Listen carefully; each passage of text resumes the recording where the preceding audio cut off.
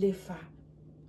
jonna we ha ke shwa ke tla bua mme o tla nkutlwa sengole mabitla kapa mangolo se bine di fela hobane dintja di tla bohola mme pelo ya ka e tla thaba le wena o tla tlohela dintja di bapale ka masapo aka ebe o jala peo lebitleng la ka bophelo bo hlomele mo lefu le hlotseng goba eo e tla nontshwa ke topo se bonang o kotile dinothollo fepa bafutsana bakeng sa mabitla le dihloho jala kalo e re bo mafeta ka pata ba khema khasi ba la tswe bodile ba ona ba itlotse ka moro ho kokobetsa tlala